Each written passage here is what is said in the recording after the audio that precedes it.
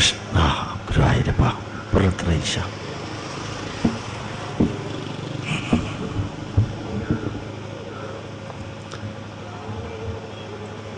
സംപൂജ്യരായ അയ്യപ്പ സേവാസംഘം ഭാരവാഹികൾക്കും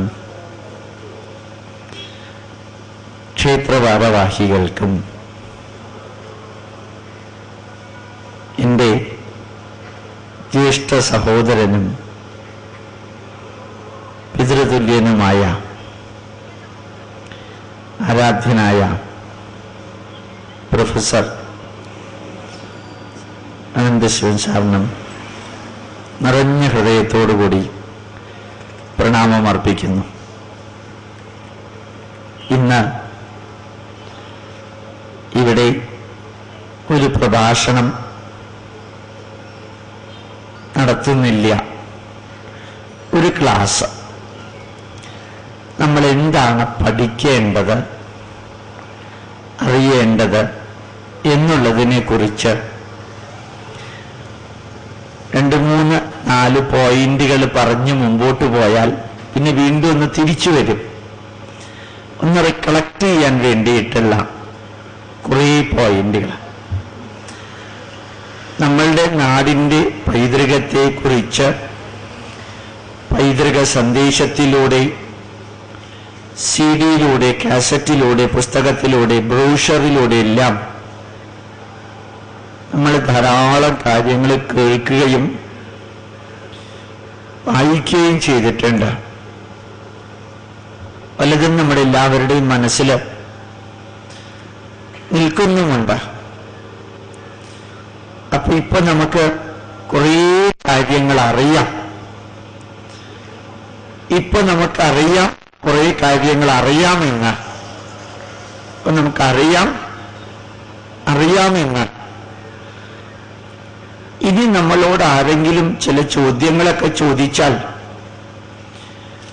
അവരോട് നമ്മൾ മറുപടി പറയുമ്പോൾ, അവരുടെ സംശയങ്ങൾ ദൂരീകരിക്കുമ്പോൾ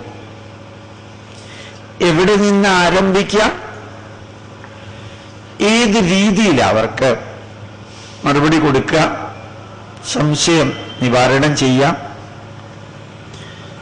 ഇതിന് സ്റ്റാർട്ടിംഗ് പോയിന്റ് നമ്മൾ അറിഞ്ഞിരിക്കണം, മിഡിൽ പോയിന്റ് അറിഞ്ഞിരിക്കണം, ആത്യന്തികമായ ലാസ്റ്റ് പോയിന്റ് ഇതും നമ്മളൊന്നറിയാൻ ശ്രമിച്ചാൽ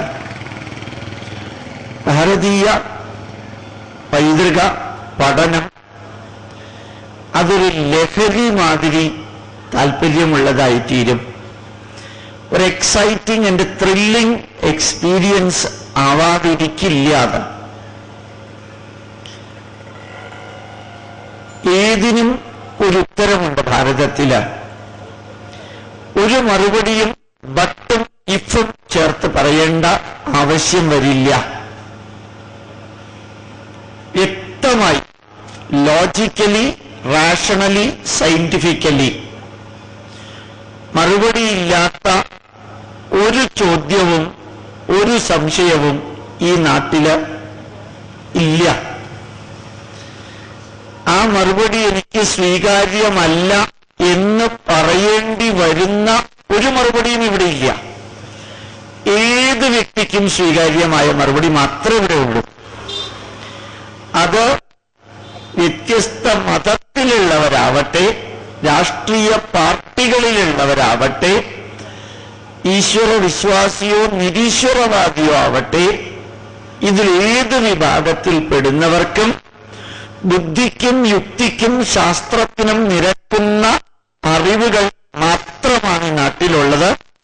അത് കൈകാര്യം ചെയ്യുന്നവർ തെറ്റായിട്ടോ ശരിയായിട്ടോ ചെയ്യുന്നുണ്ടെങ്കിൽ അത് അവര് ഉണ്ടാക്കുന്ന പ്രശ്നങ്ങളാണ്.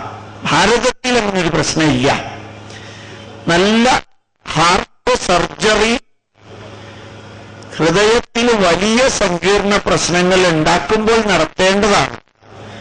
പക്ഷേ കേരളത്തിൽ നടക്കുന്ന ഹാർട്ട് സർജറിയിലെ 64% സർജറി ഫ്രോഡാണ് എന്ന് അസന്നിഗ്ധമായി ഡിക്ലെയർ ചെയ്തപ്പോൾ ഹാർട്ട് സർജറി നടത്തുന്ന ശാസ്ത്രത്തിന് സർജറിനല്ല അപമാനം. ആ ഹാർട്ട് സർജറിയുടെ പേരില് 2.5 ലക്ഷം രൂപ വാങ്ങിച്ച് സ്വത്ത് സമ്പത്തുണ്ടാക്കുന്നവരുടെ പേരിലുണ്ടായ അധർമ്മമാണത്. ഹാർട്ട് സർജറി എന്ന സയൻസ് ഒരു കാരണവശാലും ഈ അപഥസഞ്ചലനത്തിന് കാരണമാകുന്നില്ല. ഹാർട്ട് സർജറി കൈകാര്യം ചെയ്യുന്നവരുടെ ഭാഗത്തു നിന്നുണ്ടാകുന്ന പ്രശ്നങ്ങളാണ്. അതുതന്നെയാണ് ഭാരതത്തിനെ സംബന്ധിച്ചിടത്തോളം ഭാരതീയ പൈതൃകത്തിന്റെ സന്ദേശങ്ങൾക്കകത്ത്, അത് താത്വികമാകട്ടെ പ്രായോഗികമാകട്ടെ, അത് പുരാതനമാകട്ടെ ആധുനികമാകട്ടെ, അത് നോർത്ത് ഇന്ത്യയിലുള്ളതാകട്ടെ സൗത്ത് ഇന്ത്യയിലുള്ളതാകട്ടെ, ഏത് സന്ദേശങ്ങൾക്കും ഏത് കഥകൾക്കും ഏത് രീതിയിലുള്ള വിവരണങ്ങൾക്കും ബുദ്ധിക്കും യുക്തിക്കും ശാസ്ത്രത്തിനും നിരക്കുന്ന വിധത്തിലുള്ള ഒരു വലിയ അർത്ഥസമ്പുഷ്ടമായ നല്ല അറിവ് തരാൻ ആയിട്ടുണ്ട്. ആ അറിവ് ഒന്ന് നോക്കിയാൽ മതി. എല്ലാവരും പ്രാർത്ഥന സമയത്ത് എഴുന്നേറ്റ് നിന്നു. യഥാർത്ഥത്തിൽ ഭാരതത്തില് പ്രാർത്ഥന സമയത്ത് ഇരുന്ന പ്രാർത്ഥിക്കാറുള്ളത്. ഏത് ക്ഷേത്രത്തിലെയും പൂജാരി പൂജ നടത്തുന്നത് ഇരുന്നാ ചെയ്യാറുള്ളത്. നമ്മൾ അമ്പലത്തിൽ ചെല്ലുമ്പോൾ നിന്ന് പ്രാർത്ഥിക്കുന്നതിന്റെ പ്രായശ്ചിത്തമാണ് 3 പ്രദക്ഷിണം വെച്ച് വലിയമ്പലത്തിൽ വന്ന് ഇരുന്ന് പിന്നെ വേണം വീട്ടിലേക്ക് പോകാൻ എന്ന് പറയുന്നത്. അപ്പോ ഏത് യോഗാസനവും ആസനം എന്ന വാക്കിലാണ് അവസാനിക്കുന്നത്. സുഖാസനം, ന അതി ഉച്ഛ്രിതം ന അതി നീചം, വളരെ ഉയരത്തിലോ വളരെ താഴ്ത്തോ അല്ലാത്ത സുഖ ആസനത്തിൽ ഇരുന്ന് വേണം ഏത് പ്രാർത്ഥനയും നടത്താൻ. പിന്നെ എന്തുകൊണ്ടാ പലരും എഴുന്നേറ്റ് നിൽക്കാൻ പറയുന്നത്? അധ്യക്ഷൻ നിങ്ങളോട് എഴുന്നേറ്റ് നിൽക്കാൻ പറഞ്ഞിട്ടുണ്ടെങ്കിൽ അധ്യക്ഷന്റെ വാക്കാണ് അവസാനത്തെ വാക്ക്. അവിടെ ആചാരങ്ങളോ അനുഷ്ഠാനങ്ങളോ അല്ല. ഇനി ഇവിടെ അധ്യക്ഷൻ എന്നൊരാളില്ല. അതുകൊണ്ട് ഞാൻ നിങ്ങളോട് ഇരിക്കാൻ പറഞ്ഞു. ഏറെ അധ്യക്ഷൻ ഉണ്ടായിരുന്നു. അധ്യക്ഷൻ നിങ്ങളോട് എഴുന്നേൽക്കാൻ പറഞ്ഞിരുന്നെങ്കിൽ ഗോപാലകൃഷ്ണൻ ഉൾപ്പെടെ എഴുന്നേറ്റ് നിന്നേ മതിയാവൂ. അവിടെ കൗണ്ടർ ക്വസ്റ്റിന് അർഹതയില്ല. അപ്പൊ ഇല്ലാത്തത് കൊണ്ടാണ് ഞാൻ നിങ്ങളോട് ഇരിക്കാൻ പറഞ്ഞത്. ഇനി ഇതാണ് നിയമം എന്നറിഞ്ഞിട്ടും അടുത്ത മീറ്റിംഗിൽ അധ്യക്ഷൻ എഴുന്നേൽക്കാൻ പറഞ്ഞാൽ നിങ്ങൾ എഴുന്നേറ്റേ മതിയാവും. അവിടെ അധ്യക്ഷനെ തിരുത്താനുള്ള അധികാരം സദസ്യർക്കില്ല എന്നുള്ളത് അറിഞ്ഞുകൊണ്ടുള്ള നമ്മളുടെ ധർമ്മശാസ്ത്ര നിയമമാണ്. ധർമ്മശാസ്ത്രത്തിൽ നിയമമാണ്, തോന്നലല്ലാതെ അറിഞ്ഞുകൊണ്ടുള്ള നിയമമാണ്. നമ്മളുടെ ആചാര വിചാര വിശ്വാസങ്ങളിലും ഗ്രന്ഥങ്ങളിലും അനുഷ്ഠാനങ്ങളിലും ഉപദേശങ്ങളിലും അടങ്ങിയിരിക്കുന്ന ചിന്താധാരകള് എല്ലാം തന്നെ മാനവരാശിയുടെ നന്മയ്ക്ക് വേണ്ടിയിട്ടാണ്, പാപമോചനത്തിന് വേണ്ടിയിട്ടുള്ളതല്ല, സ്വർഗത്തിലേക്ക് പോകാൻ വേണ്ടിയിട്ടുള്ളതല്ല. മറിച്ച് ഈ ഭൂമിയിലെ ജീവിതം സ്വർഗസമാനമാക്കാൻ വേണ്ടിയാണ് നമ്മളുടെ നാടിന്റെ ഓരോ സന്ദേശവും തന്നിരിക്കുന്നത്. അതിന്റെ കൂട്ടത്തിൽ ആത്മീയത ചേർത്തിട്ടുണ്ടെന്ന് മാത്രമേ ഉള്ളൂ. ഭൗതികതയും ആത്മീയതയും സമഞ്ജസപ്പെടുത്തിക്കൊണ്ടുള്ള സന്ദേശങ്ങൾ ഈ നാട്ടിൽ നൽകാൻ തന്നെ കാരണം എല്ലാത്തിലും രണ്ടുണ്ട്. ഒരു വീട് പണിയുമ്പോൾ ഇഷ്ടികയും ഇടയ്ക്ക് സിമന്റും വേണം. ആ സിമന്റ് ഇടാതെ ഇഷ്ടിക മാത്രം വെച്ച് വീട് പണിതാൽ ആ വീട്ടിന് ബ്യൂട്ടി ഉണ്ടാവില്ല, ഡ്യൂറബിലിറ്റി ഉണ്ടാവില്ല, സ്ട്രെങ്ത് ഉണ്ടാവില്ല. ആ സിമന്റിന്റെ സ്ഥാനത്താണ് നമ്മുടെ ആത്മീയത, ഇഷ്ടികയുടെ സ്ഥാനത്താണ് നമ്മുടെ ഭൗതികമായ അറിവുകൾ.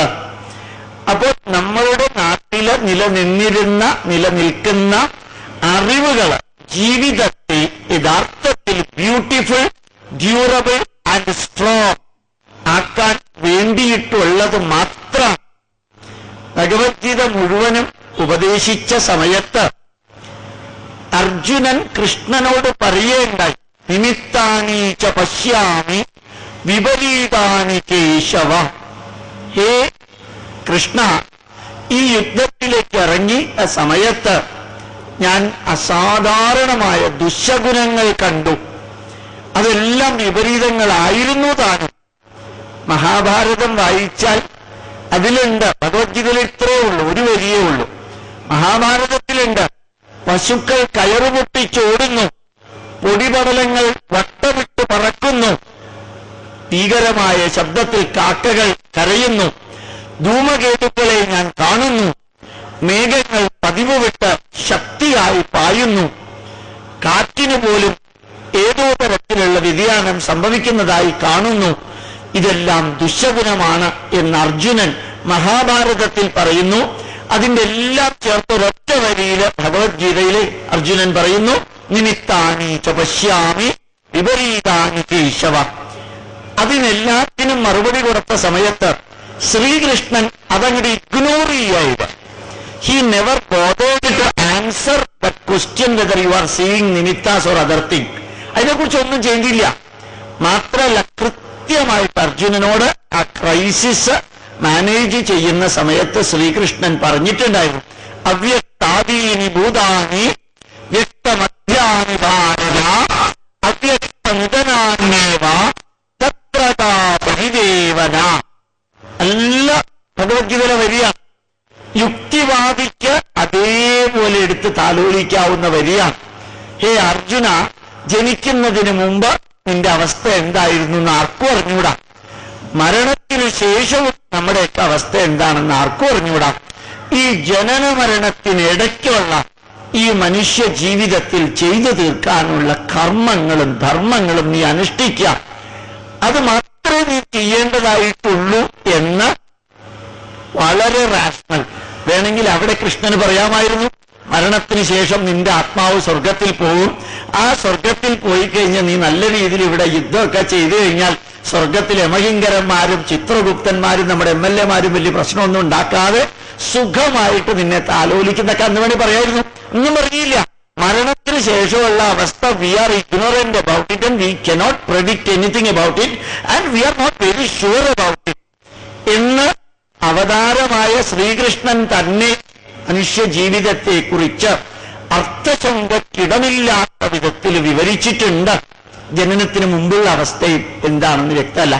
ഇത് ഇപ്പോ ഞാൻ ഇവിടെ കോട്ട് ചെയ്തത് ഭാരതീയ സന്ദേശങ്ങൾ ലോക നന്മയ്ക്ക് എന്ന വിഷയത്തിലേക്ക് കടക്കുമ്പോൾ നമ്മൾ ഓർമ്മിക്കാനുള്ളത്, ലോക നന്മ എന്ന് പറയുമ്പോൾ ഈ ഭൂമിയിലെ ജീവിതത്തില് ഞാനും നിങ്ങളുമടങ്ങുന്ന നമ്മള്, ഹിന്ദുവാകട്ടെ ക്രിസ്ത്യാനിയാകട്ടെ മുസൽമാനാകട്ടെ CPM-ഓ CPI-ഓ കോൺഗ്രസോ BJP-യോ ആരുമാകട്ടെ, യുക്തിവാദിയോ നിരീശ്വരവാദിയോ അഥവാ ഈശ്വരവിശ്വാസിയോ ആരുമാകട്ടെ, ഇവരെ എല്ലാവരെയും കൂടി ചേർത്ത് ഉപയോഗിക്കുന്ന ഒരു വാക്കാണ് ലോകജനത. ഇതില് ക്ലാസിഫിക്കേഷൻ ഇല്ല, അതുപോലെ തന്നെ ബൈഫർക്കേഷൻ ഇല്ല, ഡിമാർക്കേഷൻ ഇല്ല. One and the same people എന്ന കൺസെപ്റ്റിലാണ്. മാനവരാശിക്ക് അതെങ്ങനെ പ്രയോജനപ്പെടുത്താൻ സാധിക്കും? മരണത്തിന് മുമ്പല്ല, മരണത്തിന് ശേഷമല്ല, ജനനത്തിന് മുമ്പും അല്ല. അങ്ങനെയുള്ള നമ്മള് ഈ നാടിന്റെ പൈതൃകം പഠിക്കുമ്പോൾ ഓർമ്മിക്കുക, 3 കാര്യം എന്നും മനസ്സിലുണ്ടാവണം. ഈ 3 വരികൾ ഇപ്പൊ പറയുന്നത് അടുത്ത പ്രാവശ്യം ഞാൻ വരുമ്പോഴും നിങ്ങളുടെ മനസ്സിലുണ്ടാവണം. ഈ 3 വരികളും ആരും നിങ്ങളോട് പറയുകയും ചെയ്യില്ല. അതിലൊന്നാമത്തെ വരി, നമ്മളുടെ എല്ലാം ജീവിതത്തില് 3 പന്ഥാവുകളുണ്ട്. 3 പന്ഥാവുകള്. അതിലൊന്നാമത്തെ പന്ഥാവ് ബ്രഹ്മജ്ഞാനത്തിലേക്കുള്ള പ്രയാണം. ബ്രഹ്മജ്ഞാനത്തിലേക്കുള്ള പ്രയാണം. രണ്ടാമത്തെ പന്ഥാവ് ധർമ്മജ്ഞാനത്തിലേക്കുള്ള പ്രയാണം. മൂന്നാമത്തെ പന്ഥാവ് കർമ്മജ്ഞാനത്തിലേക്കുള്ള പ്രയാണം. ഇതാണ് ഭാരതീയ പൈതൃകത്തിന്റെ ആത്യന്തികമായ എല്ലാം. എന്തുപയോഗിച്ചാലും വിരോധമില്ല. അപ്പൊ എന്താ സനാതന ധർമ്മം എന്ന് നമ്മളോട് നമ്മളുടെ മക്കളോ മറ്റാരെങ്കിലുമോ ചോദിച്ചാൽ, ബസ്സിൽ കയറാൻ വേണ്ടി ഹാൻഡിൽ പിടിച്ച് നിൽക്കുന്നവർക്കും കൊടുക്കാൻ പറ്റുന്ന ഉത്തരാണ് 3 പന്ഥാവാണ് നമുക്കുള്ളത്. 1 ബ്രഹ്മജ്ഞാനത്തിലേക്കുള്ള പ്രയാണം, 2 ധർമ്മജ്ഞാനത്തിലേക്കുള്ള പ്രയാണം, 3 കർമ്മജ്ഞാനത്തിലേക്കുള്ള പ്രയാണം. ഇതിനെ എത്ര മണിക്കൂറുകൾ വേണമെങ്കിലും വിവരിക്കാം.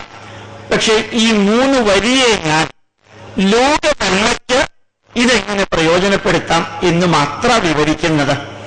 1 ആദ്യത്തേത് ബ്രഹ്മജ്ഞാനത്തിലേക്കുള്ള പ്രയാണം. ഹിന്ദുവിന്റെ ഭാരതീയന്റെ ജീവിതത്തില് അൾട്ടിമേറ്റ് ലക്ഷ്യം എന്തായിരുന്നു എന്നതല്ല, എന്തായിരുന്നു എന്ന് ചോദിക്കുകയാണെങ്കിൽ പറയാറുണ്ട്, ധർമ്മ അർത്ഥ കാമ മോക്ഷങ്ങൾ, ധർമാർത്ഥ കാമമോക്ഷങ്ങൾ. ഇത് പലപ്പോഴും പല സന്യാസിമാരും വിവരിച്ച് അതെന്തോ മതമാണെന്നും എന്തോ അതിരുകടന്ന ആത്മീയതയാണെന്നും നമ്മളെ തെറ്റിദ്ധരിപ്പിച്ചു. പക്ഷെ ധർമാർത്ഥ കാമമോക്ഷങ്ങൾ എന്ന 4 പുരുഷാർത്ഥങ്ങൾക്ക് എനിക്കും നിങ്ങൾക്കും ജീവിതത്തിൽ പകർത്താൻ പറ്റുന്ന ആ സന്ദേശം മാത്രമേ അടങ്ങിയിട്ടുള്ളൂ അതിനകത്ത്. വേറെ നമുക്ക് ജീവിതത്തിൽ പകർത്താൻ പറ്റാത്ത ഒന്നും ആ പുരുഷാർത്ഥത്തിനകത്തില്ല. ഒന്നുകൂടി ഞാൻ ആവർത്തിക്കുന്നു, യഥാർത്ഥത്തില് നമ്മളുടെ ജീവിതത്തിന്റെ ലക്ഷ്യമെന്ത്, മാർഗമെന്ത്, അല്ലെങ്കിൽ ജീവിതമെന്ത് എന്ന് ചോദിച്ചാൽ ധർമ്മം അർത്ഥം കാമം മോക്ഷം എന്നീ പുരുഷാർത്ഥങ്ങളിലൂടെ ജീവിച്ച് ഇഹലോകവാസം റെഡിയാവുമ്പോ സന്തോഷത്തോടുകൂടി തിരിച്ചു പോവാം. ധർമ്മം ധാർമ്മികമായൊരു ജീവിതം, അർത്ഥം ധാർമ്മികമായി സമ്പത്ത് ഉണ്ടാക്കുക, അതുപോലെ തന്നെ കാമം ധാർമ്മികമായി ജീവിതത്തിലെ ആഗ്രഹങ്ങൾ പൂർത്തീകരിക്കാം, മോക്ഷം ധാർമ്മികമായി ഈ ആഗ്രഹങ്ങളിൽ നിന്ന് മോചനം നേടുക. അത് കഴിഞ്ഞാൽ ലാസ്റ്റ് പോകാറായി. ഇവിടെ യുക്തിക്ക് നിരക്കാത്തത് എന്താ ഉള്ളത്? ധാർമ്മികമായി ജീവിക്കുക. അമ്മ അനുഷ്ഠിക്കേണ്ടതായ കാര്യങ്ങളെക്കുറിച്ച് ബോധമുള്ളവരായി മാതൃധർമ്മത്തിലൂടെ ജീവിക്കുക. അച്ഛൻ പിതൃധർമ്മമനുസരിച്ച് ജീവിക്കുക. രാജാവ് രാജധർമ്മമനുസരിച്ച് ഭരിക്കുക.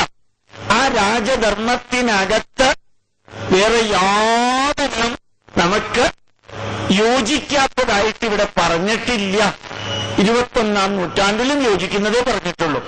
അപ്പോ ധാർമ്മികമായൊരു ജീവിതം വിദ്യാർത്ഥിയും അച്ഛനും അമ്മയും ഭാര്യയും ഭർത്താവും പൗരനും അധ്യാപകനും രാജാവും ആചാര്യനും അനുഷ്ഠിക്കണമെന്ന വരി ഇന്ന് നമ്മൾ മറന്നുപോയത് കൊണ്ടാണ് പലപ്പോഴും നമുക്ക് പ്രശ്നം വരുന്നത്.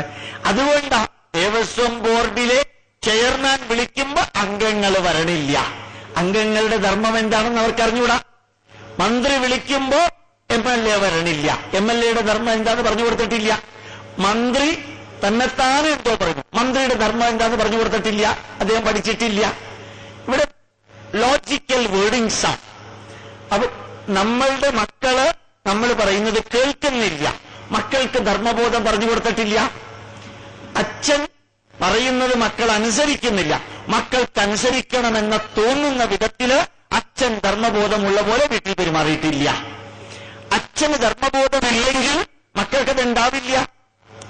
അമ്മായിയമ്മ മരുമകൾക്ക് ധർമ്മബോധം പറഞ്ഞു കൊടുത്തിട്ടില്ലെങ്കിൽ മരുമകൾക്ക് ധർമ്മബോധം ഉണ്ടാവില്ല. അമ്മായിയമ്മയുടെ വാക്കുകള് ധർമ്മബോധത്തിന്റെ ലംഘനമാണെങ്കിൽ ആ വീട്ടിനകത്ത് ധർമ്മബോധം ഉണ്ടാവില്ല. അപ്പൊ ധാർമ്മികമായ ജീവിതം എന്ന് പറയുമ്പോൾ ഒരു ഉട്ടോപ്പിയൻ സിദ്ധാന്തമൊന്നുമല്ല, വളരെ വ്യക്തമായി നമ്മുടെ ജീവിതത്തിൽ അഡോപ്റ്റ് ചെയ്യാവുന്നതാണ്. അതുപോലെ അർത്ഥം, എത്രത്തോളം സമ്പന്നനാവാൻ ആഗ്രഹമുണ്ടോ അത്രയും സമ്പന്നനാവുക. ഒരു തെറ്റും ഭാരതീയർ പറഞ്ഞിട്ടില്ല. അർത്ഥശാസ്ത്രം എന്ന ഗ്രന്ഥത്തിൽ തന്നെ ഏറ്റവും അധികം സമ്പത്ത് ഉണ്ടാക്കാനുള്ള ശ്രമം വേണമെന്ന് പറയാം. അതാതോ അർത്ഥജിജ്ഞാസ എന്ന് പറഞ്ഞിട്ട് അർത്ഥശാസ്ത്രം ആരംഭിക്കുന്നത്. അതാതോ ധർമ്മജിജ്ഞാസ എന്ന് പറഞ്ഞാണ് ധർമ്മശാസ്ത്രം ആരംഭിക്കുന്നത്. അർത്ഥശാസ്ത്രത്തിന് ഏറ്റവും അധികം പ്രോസ്പെറിറ്റി ഉണ്ടാകണം എന്ന് പറയുമ്പോൾ അവിടെ ധാർമ്മികമായിട്ട് സമ്പത്ത് ഉണ്ടാക്കണം എന്നൊരർത്ഥമുണ്ട്. ധർമ്മബോധത്തോടുകൂടി സമ്പത്ത് ഉണ്ടാക്കണം എന്ന് പറഞ്ഞാൽ ഇന്ന് കേരളത്തിൽ കാണുന്ന ഒരു നെഗറ്റീവും സംഭവിക്കില്ല. ഒരു മന്ത്രി അല്ലെങ്കിൽ MLA അല്ലെങ്കിൽ എഞ്ചിനീയർ അല്ലെങ്കിൽ ടൗൺ പ്ലാനർ അല്ലെങ്കിൽ എഡ്യൂക്കേഷൻ ഡിപ്പാർട്ട്മെന്റിലുള്ളവര് അവരുടെ ധർമ്മബോധം ഇല്ലാത്ത വാക്കുകളും പ്രവൃത്തിയുമാണ് ഇത്ര അത്രയും കൈക്കൂലിയും ബാക്കിയുള്ളത് ഉണ്ടാക്കിയതാണ്. അപ്പൊ അർത്ഥസമ്പാദനം അധാർമികമായി പോയതിന്റെ പ്രത്യക്ഷാനുഭവം നമ്മൾ കാണുന്നു. അതുപോലെ തന്നെ ആഗ്രഹങ്ങള്, കാമം, എന്തെല്ലാമാണോ പൂർത്തീകരിക്കേണ്ടതായിട്ടുള്ളത് ജീവിതത്തില്, ധാർമ്മികമായിട്ടാണ് ആഗ്രഹങ്ങൾ പൂർത്തീകരിക്കേണ്ടത്. എന്തെല്ലാം ആഗ്രഹം? അത് സിനിമ കാണല് മാത്രമല്ല, ലോകത്തിൽ നേടാൻ ആഗ്രഹമുള്ള എന്തും.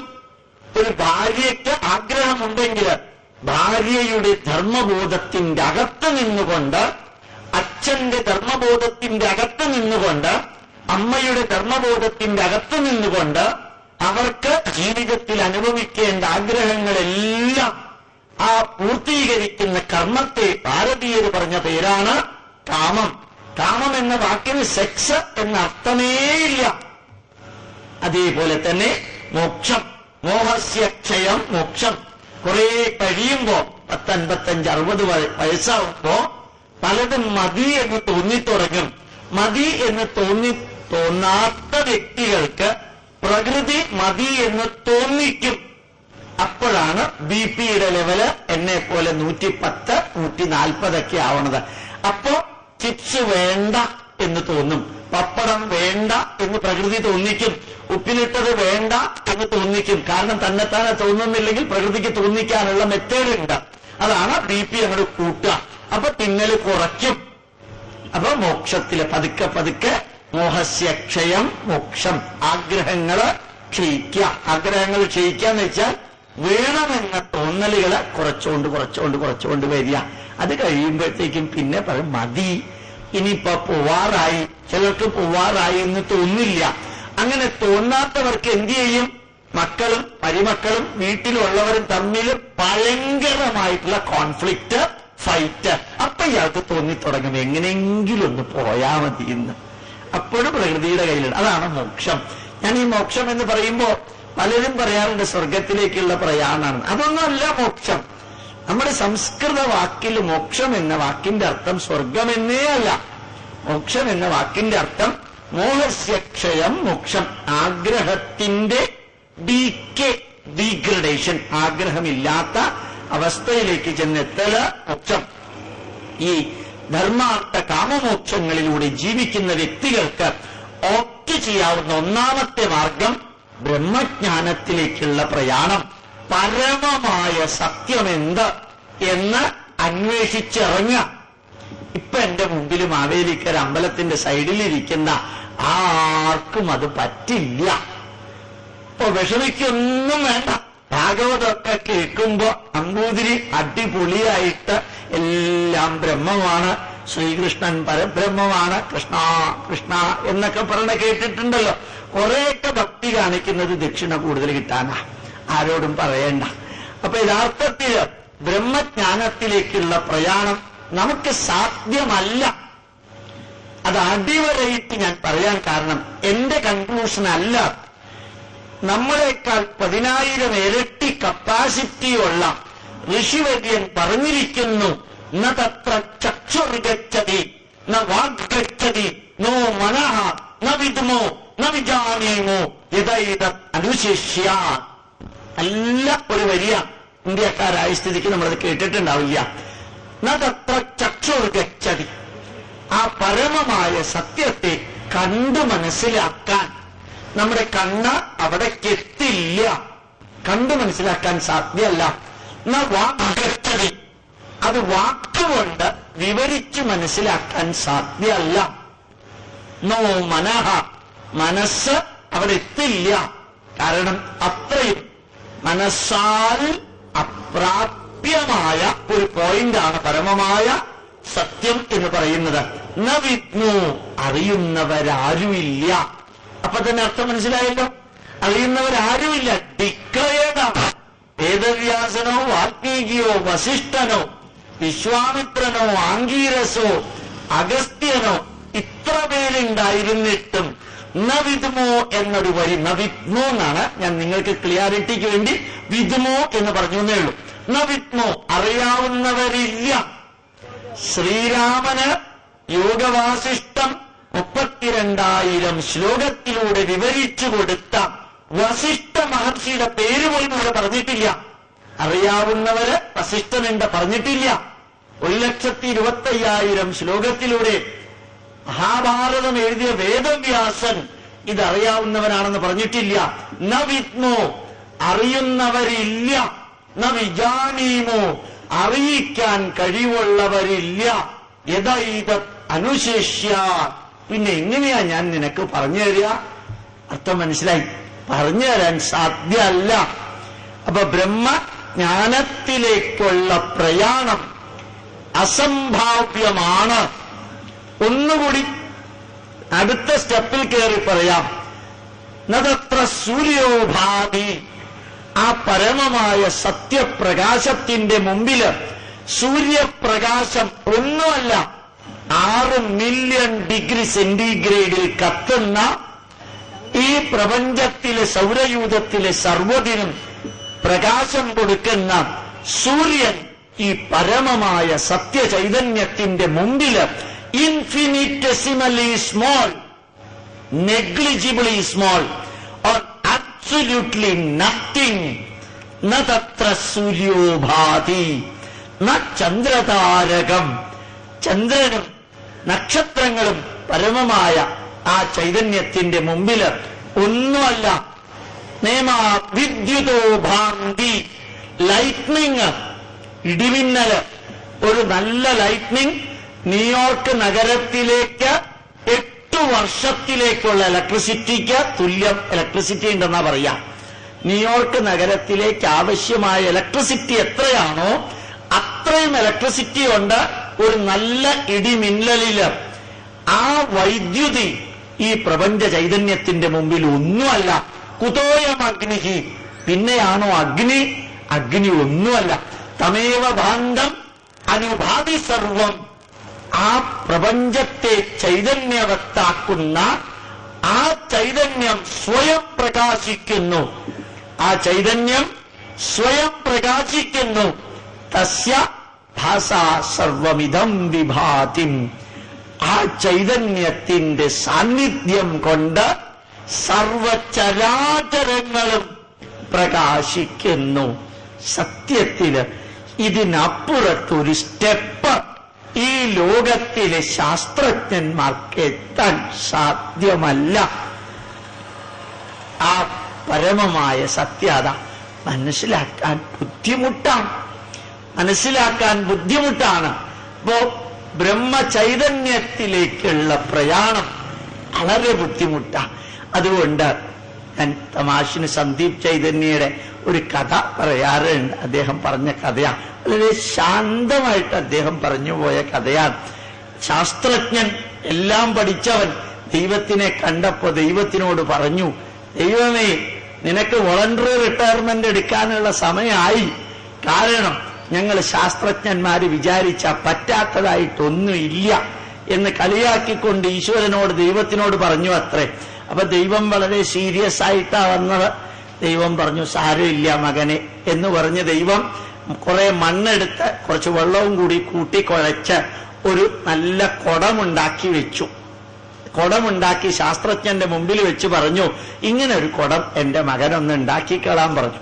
അപ്പൊ ശാസ്ത്രജ്ഞൻ അഭിമാനത്തോടുകൂടി, നിന്റെ കപ്പാസിറ്റി ഒന്നും വേണ്ട എന്ന് പറഞ്ഞ് നേരെ മണ്ണെടുക്കാൻ പോയപ്പോ ദൈവം പറഞ്ഞു, അതെടുക്കണ്ട, അതെന്റെ പ്രോപ്പർട്ടിയാ. മണ്ണുണ്ടാക്കിയത് ഞാനാ. വെള്ളം എടുക്കാൻ പോയപ്പോ അതെടുക്കണ്ട, അത് എന്റെ പ്രോപ്പർട്ടിയാ. ഇത് രണ്ടും ഞാൻ ഉണ്ടാക്കിയതായി, ഞാൻ ഉണ്ടാക്കിയതല്ലാത്ത ഒന്നിൽ നിന്ന് ഉണ്ടാക്കാൻ പറഞ്ഞു. അപ്പോഴാ ശാസ്ത്രജ്ഞന് മനസ്സിലായത് അവൻ ശാസ്ത്രജ്ഞനല്ല, ശാസ്ത്ര അജ്ഞനാണെന്ന്. വളരെ സിമ്പിളാ. ഡോളി എന്ന ആടിനെ ഉണ്ടാക്കിയത് മറ്റൊരു ആടിന്റെ അകിട്ടിലെ സെല്ലെടുത്തിട്ടാ. ആ സെല്ലെടുത്തില്ലെങ്കിൽ ഒരു ഡോളി ഇല്ല, ആ സെല്ലെടുത്തില്ലെങ്കിൽ ഒരു ഡോളി നാടില്ല. അപ്പൊ യഥാർത്ഥത്തില് ഈ പ്രപഞ്ച ചൈതന്യത്തെ സർവദാ നിറച്ചിരിക്കുന്ന ആ ഈശ്വരനാണ് പ്രപഞ്ചത്തെ സൃഷ്ടിച്ചത് എന്ന് തെറ്റിദ്ധരിച്ചേക്കരുത്. ആ ഈശ്വരനാണ് പ്രപഞ്ചത്തെ സൃഷ്ടിച്ചത് എന്ന് തെറ്റിദ്ധരിച്ചേക്കരുത്. അത് ബിബ്ലിക്കൽ വീക്ഷണം, അത് ബൈബിളിന്റെ വീക്ഷണം. ഭാരതീയർ പറഞ്ഞത് ഈ പ്രപഞ്ചം തന്നെ ഈശ്വരന്റെ മാനിഫെസ്റ്റേഷനാണ്. ഈശ്വരൻ ദൂരെ നിന്ന് ഇതിനെ സൃഷ്ടിച്ചതല്ല. ഇത് ഈശ്വരൻ തന്നെയാണ് ഈ പ്രപഞ്ചം. ഏതുപോലെ? നല്ല ഗോതമ്പിന്റെ പൊടിയെടുത്ത് ഉണ്ടയുണ്ടാക്കി അതിനെ ചപ്പാത്തിയാക്കി മാറ്റിയപ്പോൾ ഗോതമ്പാണോ ശരിക്കും ചപ്പാത്തി ഉണ്ടാക്കിയത്? അല്ല, അത് ഗോതമ്പിന്റെ തന്നെ മാനിഫെസ്റ്റേഷനാണ് ചപ്പാത്തി. ഗോതമ്പിന്റെ തന്നെ മാനിഫെസ്റ്റേഷനാണ് പൊടി. ഗോതമ്പിന്റെ തന്നെ മാനിഫെസ്റ്റേഷനാണ് ഉണ്ട. ഗോതമ്പിന്റെ തന്നെ മാനിഫെസ്റ്റേഷനാണ് പൂരി. ഗോതമ്പിന്റെ തന്നെ മാനിഫെസ്റ്റേഷനാണ് ഗോതമ്പ് കൊണ്ട് ഉണ്ടാക്കുന്ന പലതും. അത് ഗോതമ്പ് എന്ന് പറയുന്ന സാധനം അതിനെ ഉണ്ടാക്കിയതല്ല, ഗോതമ്പ് അതായി മാറിയതാണ്. അതുകൊണ്ട് മണ്ണ് അല്ല കുടമുണ്ടാക്കിയത്, മണ്ണ് കുടമായി മാറിയതാണ്. മണ്ണ് പ്ലേറ്റായി മാറിയതാണ്. മണ്ണ് മറ്റൊന്നായി മാറുന്നു. അതുപോലെ പലതുമായി മാറുന്നത് പോലെ ഈശ്വരന്റെ മാനിഫെസ്റ്റേഷനും മാനിപ്പുലേഷനുമാണ് ഈ പ്രപഞ്ചത്തിലുള്ളതെല്ലാം. ബ്രഹ്മസത്യം ജഗത് നിത്യ ജീവോ ബ്രഹ്മൈവനാപര. ചില സംസ്കൃത വാക്കുകളൊക്കെ പറയുമ്പോ അതിനപ്പുറം വേറൊന്നും പറയേണ്ടി വരില്ല. ഇവിടേക്ക് വരുന്നതിന് മുമ്പ് തിരുവനന്തപുരത്ത് കോപ്പറേറ്റീവ് ബാങ്ക് ടവേഴ്സില് മാനേജ്മെന്റ്, വേദിക് മാനേജ്മെന്റിനെ കുറിച്ചൊരു ക്ലാസ് എടുത്തു. നല്ല അടിപൊളി പിള്ളേരാ. ശരിക്കും അവരവിടെ ഇരിക്കുന്ന ഞാൻ വിചാരിച്ചില്ല. പക്ഷേ ഒരു 70 പോയിന്റ് LCD പ്രൊജക്ടറിലൂടെ കാണിച്ച മൊത്തം സംസ്കൃതം. സംസ്കൃതത്തിന് ഇംഗ്ലീഷ് പറയാനേ പോയില്ല. സംസ്കൃതം പറഞ്ഞ കയ്യിൽ പ്രിന്റഡ് നോട്ട് കൊടുത്തു. അത് വായിച്ച് തീരുന്നത് വരെ 1 മണി 20 മിനിറ്റ് വരെ ഒരൊറ്റ സ്റ്റുഡന്റ് അനങ്ങിയിട്ടില്ല. 1 മണിക്കൂർ ഏതാണ്ട് 10 മിനിറ്റ് ഇത്രയും ലിഷർലി റെസ്റ്റ്ലെസ് ആയിട്ടിരുന്ന MBA പ്ലസ് BTech സ്റ്റുഡന്റുകളില് ക്രിസ്ത്യൻസ് ഉണ്ട്, മുസ്ലിം ഉണ്ട്, SFI ഉണ്ട്, ABVP ഉണ്ട്, KSU ഉണ്ട്, പിന്നെ എത്രയോ സംഘടനയുണ്ട്. അതൊക്കെ ഇതിനകത്തുണ്ട്. ഇതിൽ ഒരെണ്ണം അനങ്ങിയിട്ടില്ല. എന്താ അനങ്ങാതിരിക്കാൻ കാരണം? ഈ സംസ്കൃതത്തിലെ ചില വരികൾ അടിച്ച് കലക്കി പറയുമ്പോ നെഞ്ചത്ത് കയറുമ്പോ ഉണ്ടാവുന്ന ഫ്രോസൺ എഫക്റ്റാ. അതുകൊണ്ട് അനങ്ങാത്തത്. അപ്പൊ യഥാർത്ഥത്തില് ഈ ബ്രഹ്മചൈതന്യം, ബ്രഹ്മസത്യം ജഗത്ത് മിഥ്യ ജീവോ ബ്രഹ്മൈവനാപര. ഈ ജീവനും അണുവും മഹത്തായ പ്രപഞ്ചവും സർവ്വതും ഈശ്വരൻ സൃഷ്ടിച്ചതാണ് എന്നറിയാതെ മക്കളോട് പറഞ്ഞേക്കരുത്. അത് ഈശ്വരന്റെ മാനിഫെസ്റ്റേഷൻ ആണ്. ഈശ്വരൻ തന്നെ അതായി തീർന്നിരിക്കാം. സൃഷ്ട്വാ പുരാണി വിവിധാന്യജയാത്മശക്തിയ വൃക്ഷാൻ സരീൻ സിരാൻ ഗഗദംശദംശ്രമത്സ്യാൻ തിഷ്ടൈരതുഷ്ടഹൃദയ തിഷ്ടൈ അതുഷ്ടഹൃദയ പുരുഷം വിധായ ബ്രഹ്മാവലോക ദിശണം മുതമാവദേവ. ഈശ്വരന്റെ തന്നെ ചൈതന്യം കൊണ്ട് വിവിധാനി പലതിനെയും ആത്മശക്തിയ ഈശ്വരന്റെ സ്വയം ശക്തി കൊണ്ട് തന്നെ പലതായി തീർന്നു. വളരെ രസം. അങ്ങനെയുള്ള ബ്രഹ്മമാണ് ഈ പ്രപഞ്ചത്തില്. ഞാൻ വീണ്ടും നിങ്ങളോട് ഓർമ്മിപ്പിക്കാൻ ആഗ്രഹിക്കുന്നു. ബ്രഹ്മം എന്ന വാക്ക് കേട്ട് ഇതേതോ മതമാണെന്ന് ധരിക്കരുത്. ബ്രഹ്മത്തെക്കുറിച്ചുള്ള ഡെഫിനിഷൻ ഇതിനു മുമ്പുള്ള പ്രഭാഷണത്തിൽ ഞാൻ പറഞ്ഞു. Intrinsic, inherent, self guiding, self motivating awareness and consciousness present in every living and non living being. അർത്ഥം മനസ്സിലാക്കാൻ ഒരു ബുദ്ധിമുട്ടില്ല. ഇൻട്രിൻസിക്, സ്വതസിദ്ധമായ, ഇൻഹറന്റ്, പ്രകൃത്യാലുള്ള, സെൽഫ് ഗൈഡിംഗ്, സ്വയം ദിശാബോധം നൽകുന്ന, സെൽഫ് മോട്ടിവേറ്റിംഗ്, സ്വയം ചൈതന്യവത്താക്കുന്ന, അവയർനെസ്, പ്രജ്ഞാനം, കോൺഷ്യസ്നെസ്, സ്വബോധം, existing in every living and non living being. ജീവനുള്ളതിലും ജീവനില്ലാത്തതിലുമുള്ള ആ ചൈതന്യത്തെയാണ് the Hindus call it as Brahman. വളരെ ക്ലിയർ ആയിട്ട് ഹിന്ദുക്കള് ബ്രഹ്മം എന്ന് പറയുന്നത്.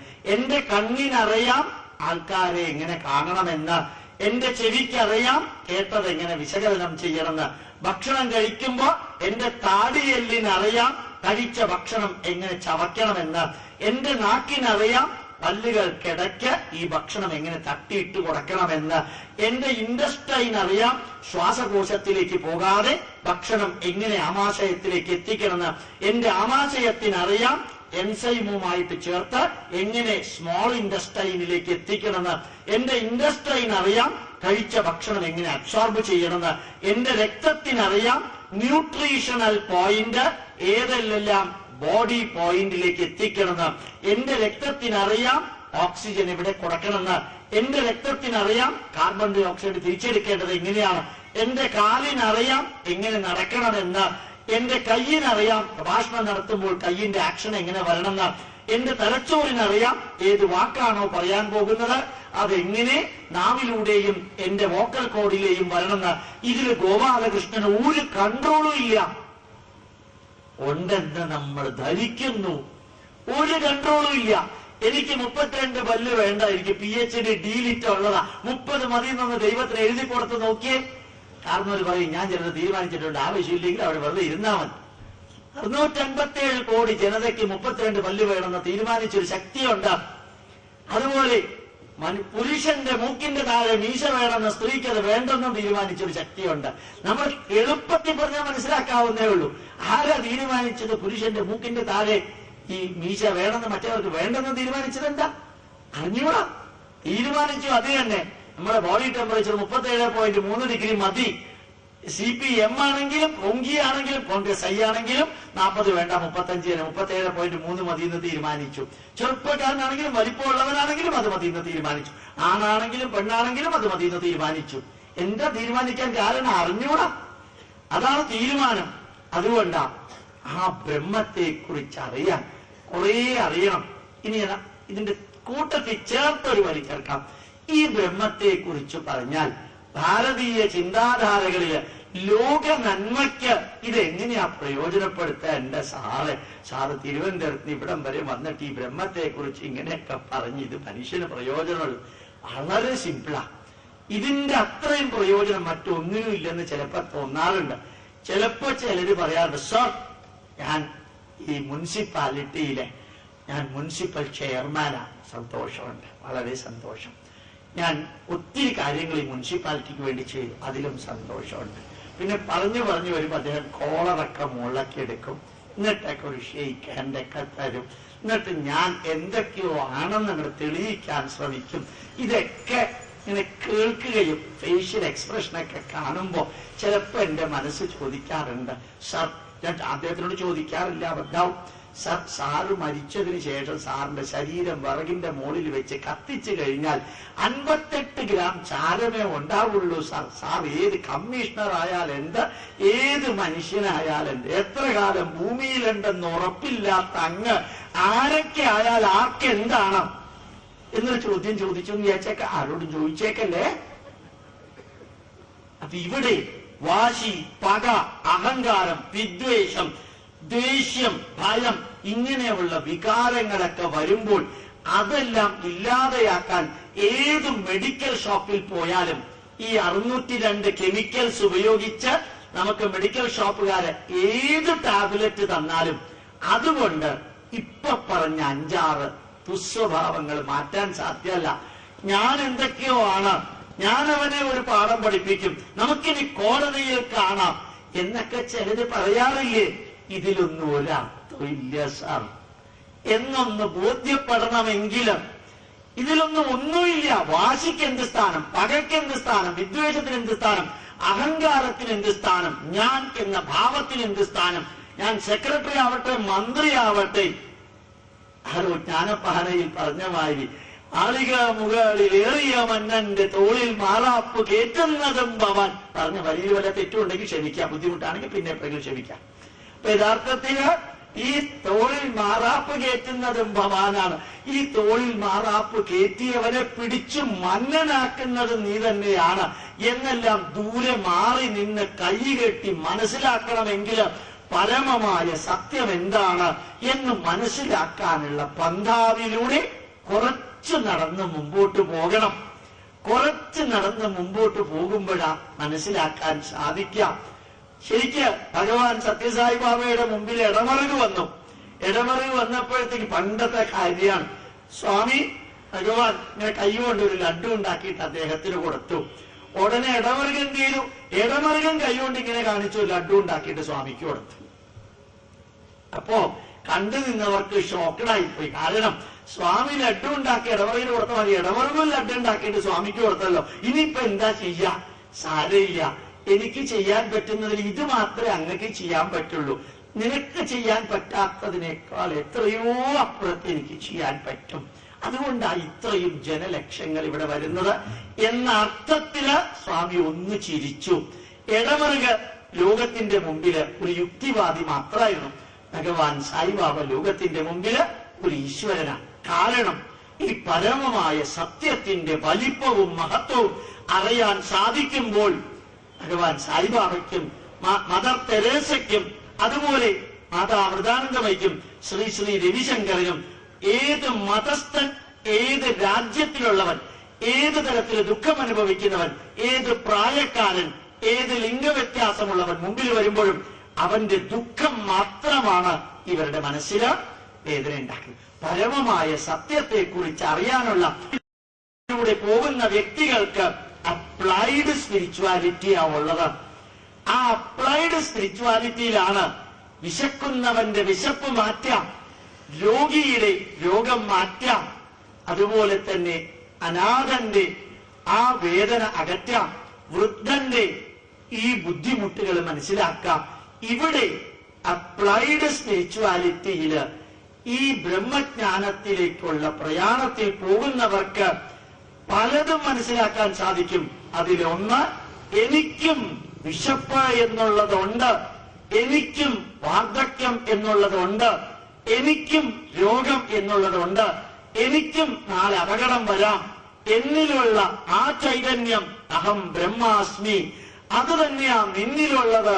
തത് ബ്രഹ്മാത്വമസി, എന്നിലും നിന്നിലുമുള്ളത് അയമാത്മാ ബ്രഹ്മ. അതുകൊണ്ട് എന്റെ വേദന നിന്റെ വേദനയാകണമെങ്കിൽ ആദ്യം നിന്റെ വേദന എന്റെ വേദനയാകണം. മനസ്സിലാക്കാൻ ബുദ്ധിമുട്ടില്ലല്ലോ.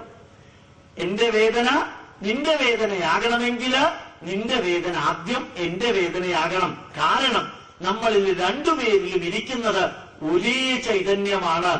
ആ നമ്മളുടെ വേദന ഒരുമിച്ച് പങ്കുവെക്കണമെങ്കിൽ ഞാൻ പ്രാർത്ഥിക്കണം, സർവേ ഭവന്തു സുഖിനഃ, സർവേ സന്തു നിരാമയാ, സർവേ ഭദ്രാണി പശ്യന്തു, മാ കശ്ചിത് ദുഃഖഭാഗ് ഭവേത്. എല്ലാവരും സുഖമായിരിക്കണം, എല്ലാവരും ആരോഗ്യമുള്ളവരായിരിക്കണം, എല്ലാവരും സന്തോഷിക്കുന്നവരായിരിക്കണം, ദുഃഖിക്കുന്നവരായിട്ട് ആരും ഉണ്ടാകരുത് എന്ന് പ്രഖ്യാപിച്ച ഒരു ദേശത്തിന് അത് സാധിക്കാൻ കാരണം എന്റെ മതത്തിലുള്ളവന് മാത്രം സ്വർഗം കിട്ടും, എന്റെ ഈശ്വരനെ പൂജിച്ചവൻ മാത്രം നരകത്തിൽ പോവില്ല, എന്റെ പുസ്തകത്തിലല്ലാതെ മറ്റൊന്നിലും സത്യസന്ദേശമില്ല, എന്റെ മാർഗമാണ് സത്യത്തിന്റെ മാർഗം എന്ന് ഇന്ത്യക്കാര് ഭാരതീയര് പറയാതിരിക്കാൻ കാരണം ബ്രഹ്മജ്ഞാനത്തിലേക്കുള്ള പ്രയാണത്തില് എല്ലാവരും കുറച്ചു ദൂരമെങ്കിലും നടക്കുന്നു എന്നുള്ളത് കൊണ്ടാണ്. അതുകൊണ്ടാ ഇന്നും പല വീടുകളിലും പഠിപ്പുര അടയ്ക്കുന്നതിന് മുമ്പ് വീട്ടില് ഗൃഹനാഥന്റെ മകള് പഠിപ്പുര തുറന്ന് പുറത്ത് ചെന്ന് രാത്രി 10 മണിക്കോ 9 മണിക്കോ ഇടത്തോട്ടും വലത്തോട്ടും നോക്കിയൊരു ചോദ്യമുണ്ട്, അത്താഴ പട്ടിണിക്കാരുണ്ടോ എന്നൊരു ചോദ്യം. ആ ചോദ്യം ചോദിച്ചിരുന്നു. എന്തിനു വേണ്ടി? ഒറ്റ കാര്യത്തിന്, നിന്റെ വിശപ്പ് എന്റെ വിശപ്പ് പോലെ ദുഃഖകരമാണ്. എനിക്ക് വിശക്കുമ്പോൾ എത്ര വേദന തോന്നുവോ നിനക്ക് വിശക്കുമ്പോഴും ആ വേദന നിനക്കുണ്ടെന്ന് എനിക്കറിയാം. ഇതാണ് ബ്രഹ്മജ്ഞാനത്തിലേക്കുള്ള പ്രയാണം. അതുകൊണ്ട് ഭാരതീയര് മറ്റാർക്കും ദുഃഖമുണ്ടാവരുതെന്ന് പ്രാർത്ഥിച്ചു. ലോകാ സമസ്ത സുഖിനോ ഭവന്തു. ഭാരതീയർ പ്രാർത്ഥിച്ചിട്ടില്ല കേട്ടോ, ഭാരതീയാഹ സമസ്ത സുഖിനോ ഭവന്തു എന്ന് നമ്മൾ പ്രാർത്ഥിച്ചിട്ടില്ല.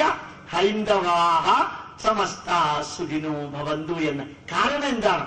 നമ്മൾ എല്ലാവരും സ്റ്റാർട്ടിംഗ് പോയിന്റിൽ നിന്ന് ബ്രഹ്മജ്ഞാനത്തെ കുറിച്ചുള്ള ആ അവബോധമുണ്ടാക്കാൻ കുറേ മുമ്പോട്ട് പോയവരാ. അവസാനത്തെ ബിന്ദു എത്താൻ സാധ്യമല്ല, അത് വലിയ ബുദ്ധിമുട്ടാ.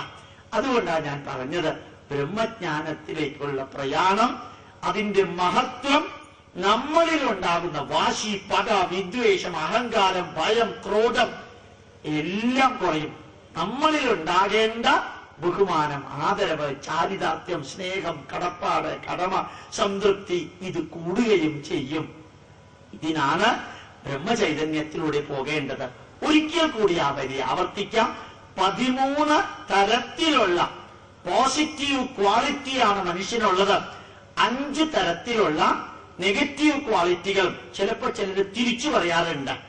ഏതായാലും 18 തരം ക്വാളിറ്റിയാണ് നമുക്കുള്ളത്. ആ 18 തരം ക്വാളിറ്റിയും അതിലെ നന്മകൾ എടുക്കണമെന്നും തിന്മകൾ ജീവിതത്തിൽ പകർത്തരുതെന്നും നമ്മുടെ സന്തോഷം പങ്കുവെക്കണമെന്നും മറ്റുള്ളവരുടെ ദുഃഖവും പങ്കുവെക്കണമെന്നും ഈ ഭൂമിയില് how long you are living is not important, how you are living is important എന്ന് മനസ്സിലാക്കണമെന്നും ഇന്റേണലി റവല്യൂഷണറി ചേഞ്ച് ഉണ്ടായാലേ എക്സ്റ്റേണലി എവല്യൂഷണറി ചേഞ്ച് ഉണ്ടാവുള്ളൂ. ഇന്റേണലി വയലന്റ് ചേഞ്ച് ഉണ്ടായാലേ എക്സ്റ്റേണലി സൈലന്റ് ചേഞ്ച് ഉണ്ടാവുള്ളൂ എന്നും നമുക്ക് മനസ്സിലാക്കാനുള്ള എളുപ്പവഴി ഈ ബ്രഹ്മജ്ഞാനത്തിലേക്കുള്ള പ്രയാണം. ഞാൻ ആദ്യം പറഞ്ഞത് മറന്നേക്കരുത്. ആ പ്രയാണത്തിലൂടെ അവസാനത്തെ ബിന്ദുവിലേക്ക് എത്താൻ സാധ്യമല്ല. ഇവിടെ നിന്ന് പുറപ്പെട്ട് നിങ്ങള് ഹരിദ്വാറിലേക്കും ഋഷികേശിലേക്കും പോകാൻ തയ്യാറെടുക്കുന്നു എന്ന് വിചാരിക്കുക. നടന്നുകൊണ്ട് ഒരുപക്ഷെ അവിടം വരെ എത്തിയെന്ന് വരില്ല, ചിലപ്പോ മധ്യപ്രദേശ് വരെ എത്തിയെന്ന് വരും. ആ മധ്യപ്രദേശ് വരെ എത്തുന്നതും വളരെ അനുഭവങ്ങൾ തരുന്നതാണ്. ധാരാളം ദുഃഖവും വേദനയും സഹനശക്തിയും തരുന്നതാണ്. അനുഭവങ്ങളുടെ പരമ്പര തരുന്നതാണ്. അതുകൊണ്ട് യാത്ര ആരംഭിച്ച് എവിടെ എത്തിയാലും അത് അസറ്റാണ്. യാത്ര ആരംഭിച്ച് എവിടെ എത്തിയാലും അത് പോസിറ്റീവാണ്. അത് ബ്രഹ്മജ്ഞാനത്തിലേക്കുള്ള പ്രയാണം എന്ന് പറഞ്ഞ് ഒരു പാരഗ്രാഫ് അവസാനിപ്പിക്കുന്നു. ഇനി രണ്ടാമത്തെ പാരഗ്രാഫിലേക്ക് കടക്കാം. ധർമ്മജ്ഞാനത്തിലേക്കുള്ള പ്രയാണം. ഇത് ലോക ജനതയ്ക്ക് ഭാരതം കൊടുത്ത സന്ദേശം. യഥാർത്ഥത്തില് ഹാർവാർഡ് യൂണിവേഴ്സിറ്റിയില് ഇപ്പൊ മാനേജ്മെന്റ് ക്യാപിറ്റലിസ്റ്റിക് മാനേജ്മെന്റ് ആണോ, സോഷ്യലിസ്റ്റിക് മാനേജ്മെന്റ് ആണോ, കമ്മ്യൂണിസം ബേസ്ഡ് മാനേജ്മെന്റ് ആണോ നല്ലത് എന്നൊന്ന് ചോദിച്ചാൽ അവർ ഉടനെ പറയും we have discarded all these things, now we are following Dharma based management. അപ്പൊ ഇന്നത്തെ മാനേജ്മെന്റ് ഏതാണ്? ധർമ്മ ബേസ്ഡ് മാനേജ്മെന്റ്. വളരെ നല്ലൊരു വാക്കാണ്. ആദ്യത്തെ പറയുന്നത് മറന്നേക്കരുത്, ബ്രഹ്മജ്ഞാനത്തിലേക്കുള്ള പ്രയാണം. ഇപ്പൊ ഞാൻ പറയുന്നത് ധർമ്മജ്ഞാനത്തിലേക്കുള്ള പ്രയാണം. ലണ്ടനില് പ്രഭാഷണം നടത്തിയപ്പോ സ്വാമി വിവേകാനന്ദൻ വളരെ ഭംഗിയായിട്ടുള്ളൊരു വരി പറയേണ്ടായി. ഉപനിഷത്തിലെ വരി. സാധിക്കുമെങ്കിൽ മക്കളെയും നിങ്ങളും അത് ബൈഹാത്താക്കാം. ആദ്യത്തെ ഭാഗം നിങ്ങൾക്കറിയാം. ഉത്തിഷ്ഠത ജാഗ്രത പ്രാപ്യവരാൻ നിബോധത. അത് നിങ്ങൾക്ക് മിക്കവാർക്കും എല്ലാവർക്കും അറിയാം. ഉത്തിഷ്ഠത ജാഗ്രത പ്രാപ്യവരാൻ നിബോധത. അടുത്തത് ക്ഷുരസ്യ ധാര നിശിതാധുരത്യയ ദുർഗം പതസ്ഥ കവയോ വദന്തി. ഇത് നിങ്ങൾ കേട്ടിട്ടുണ്ടാവില്ല. കേട്ടാലും ഒട്ടിട്ട് മനസ്സിലാക്കാനും ബുദ്ധിമുട്ടാണ്.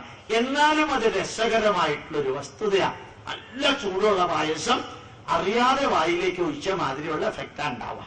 നല്ല ചൂടുള്ള പായസം അറിയാതെ വായിലേക്ക് ഒഴിച്ചാൽ എന്താ പറ്റിയ എന്താന്നുള്ളത് പറ്റിയാലേ അറിയുള്ളൂ. യഥാർത്ഥത്തില് അതാണ് ധർമ്മത്തിന്റെ പന്താവ്. ബ്രഹ്മജ്ഞാനം അപ്രാപ്യമാണെന്ന് ഞാൻ പറഞ്ഞു. ധർമ്മജ്ഞാനത്തിലേക്കുള്ള പന്താവ് അപ്രാപ്യമല്ല, ബുദ്ധിമുട്ടുള്ളതാണ്. വീണ്ടും ഞാൻ ആവർത്തിക്കുന്നു, ബ്രഹ്മജ്ഞാനത്തിലേക്കുള്ള പ്രയാണം ഇമ്പോസിബിൾ. അതാണ് ആദ്യം പറഞ്ഞത്. നവിദ്മോ നവിജാനീമോ യഥൈതനുശിഷ്യ. അറിയുന്നവരുമില്ല, അറിയിക്കാൻ capacity ഉള്ളവരില്ല. There is nobody who knows about it and there is nobody who can teach you that. But here, ധർമ്മജ്ഞാനത്തിലേക്കുള്ള പ്രയാണം, it is only difficult. ഉത്തിഷ്ഠത എഴുന്നേൽക്കുക, ജാഗ്രത ജഗത്തിലാണ് നിലനിൽക്കുന്നതെന്ന ബോധമുണ്ടാവുക. ജഗത്ത് എന്ന് പറഞ്ഞാൽ ജനിച്ച് നിലനിന്ന് ഇല്ലാതെയാകുന്നതെന്തോ അത് ജഗത്ത്. അതിൽ നിലനിൽക്കുന്ന അവസ്ഥയ്ക്ക് പറയുന്ന പേരാണ് ജാഗ്രത. ഇപ്പൊ നമ്മള് ചില വീടുകളിൽ എഴുതി വെച്ചിട്ടുണ്ട്, നായയുണ്ട് ജാഗ്രത. 2400 വോൾട്ടാണ് ജാഗ്രത. ഒരു മനുഷ്യന്റെ തലയോടും വെച്ചിട്ടുണ്ടാവും.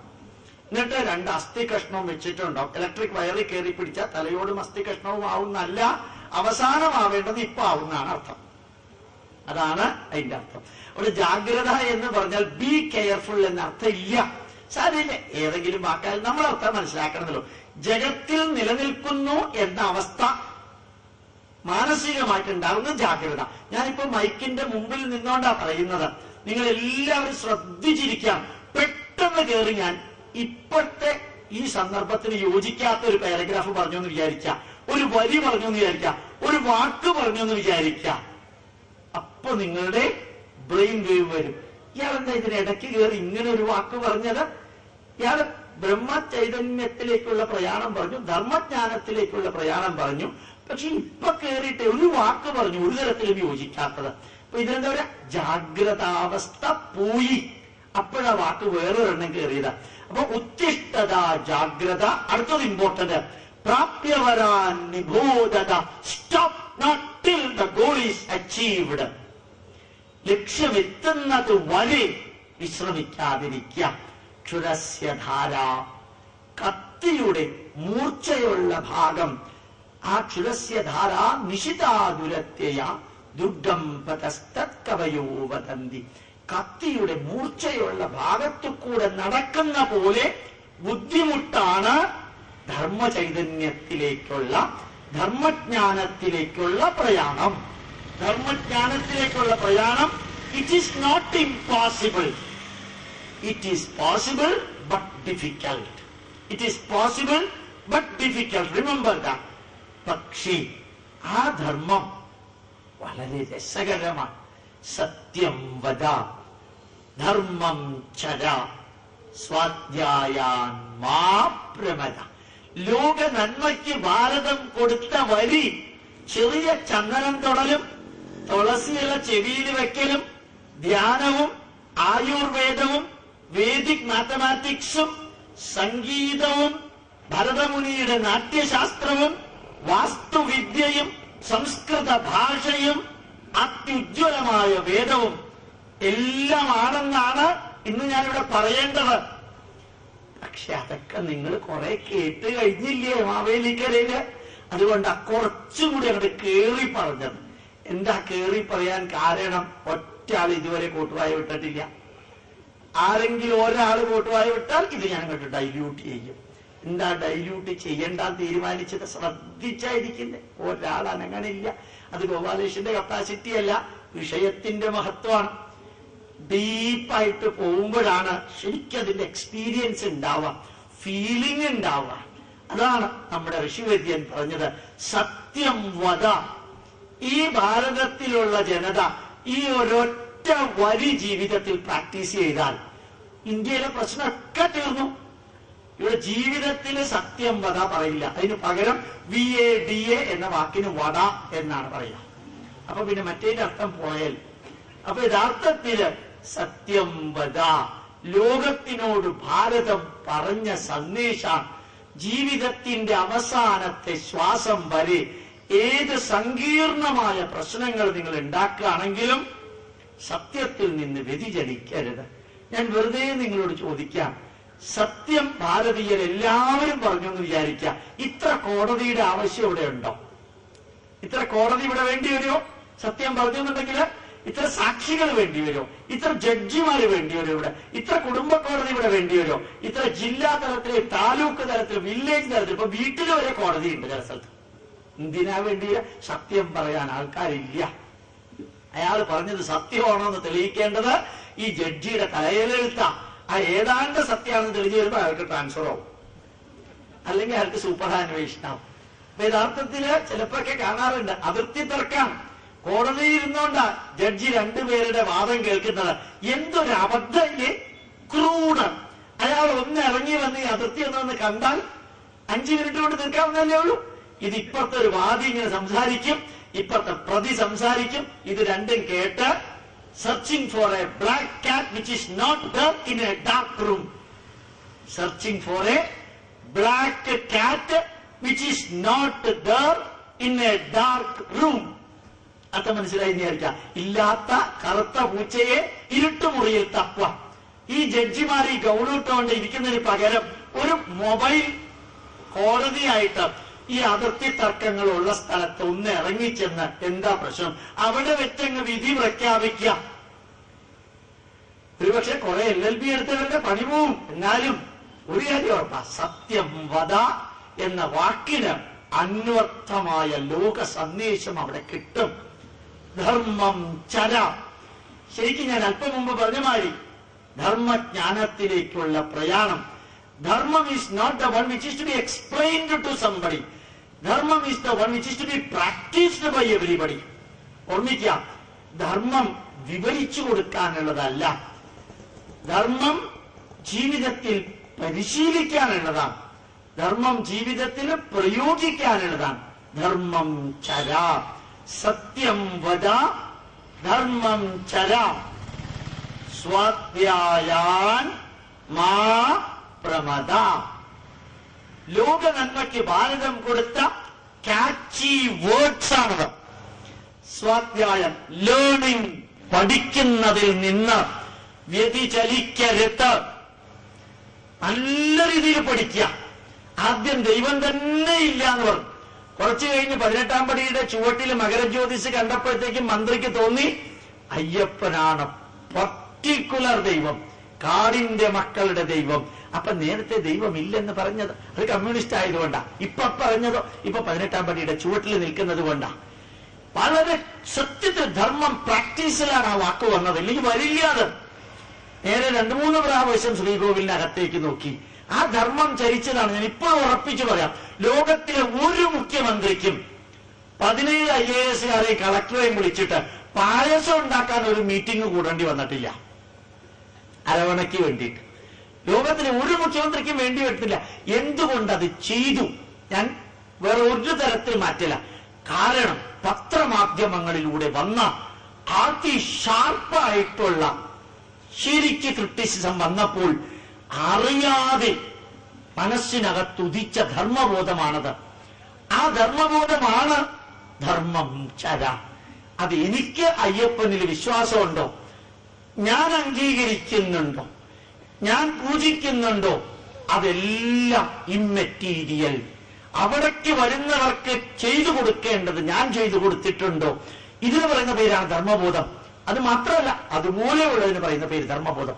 ആ ധർമ്മബോധം വളരെ ഭംഗിയായി പറയുന്നു. സത്യാൻ ന പ്രമദിതവ്യം. ഞാൻ പലപ്പോഴും ആലോചിക്കാറുണ്ട്, എന്റെ വീട്ടില് ഞാൻ സത്യത്തിൽ നിന്ന് മാറില്ല എങ്കില് അനുഭവത്തിന്റെ വെളിച്ചത്തിൽ ഉറപ്പു പറയുന്നു എന്റെ മക്കള് സത്യത്തിൽ നിന്ന് വ്യതിചലിക്കില്ല. ഞാൻ സത്യവും ധർമ്മവും പാലിക്കാതെ എന്റെ മക്കളെ സത്യവും ധർമ്മവും പാലിക്കുന്നവരാക്കി തീർക്കാൻ ശ്രമിച്ചാൽ പരാജയപ്പെടും. കരഞ്ഞിട്ട് കാര്യമില്ല. ലോകം ഇതൊന്ന് അനുശാസിച്ചു എന്ന് വിചാരിക്കുക. ലോകം ഇതൊന്ന് അനുശാസിച്ചു എന്ന് വിചാരിക്കുക. ധർമ്മത്തിൽ നിന്ന് വ്യതിചലിക്കാത്ത ഭരണാധികാരികള്, ധർമ്മത്തിൽ നിന്ന് വ്യതിചലിക്കാത്ത സാമൂഹിക പ്രവർത്തകര്, ധർമ്മത്തിൽ നിന്ന് വ്യതിചലിക്കാത്ത കുടുംബാംഗങ്ങള്, ഒന്നുകൂടി താഴ്ത്തി പറയാം, ധർമ്മത്തിൽ നിന്ന് വ്യതിചലിക്കാത്ത എന്റെ മുമ്പിലിരിക്കുന്ന ശ്രോതാക്കള്. എന്താ കുഴപ്പം? ധർമ്മത്തിൽ നിന്ന് ധർമാൻ ന പ്രമദിതവ്യം. ചെറിയ ബോക്സിലിട്ട് ഹോമിയോപ്പതി മരുന്ന് മാതിരി കൊടുക്കാവുന്ന വാക്കുകളാ. പൊട്ടൻസി ഡൈല്യൂഷൻ കൂടുന്നതനുസരിച്ച് കൂടുന്ന പറയാ. അത് തന്നെയായി ഇത്. ഈ ധർമ്മത്തിൽ നിന്ന് വ്യതിചലിക്കരുത്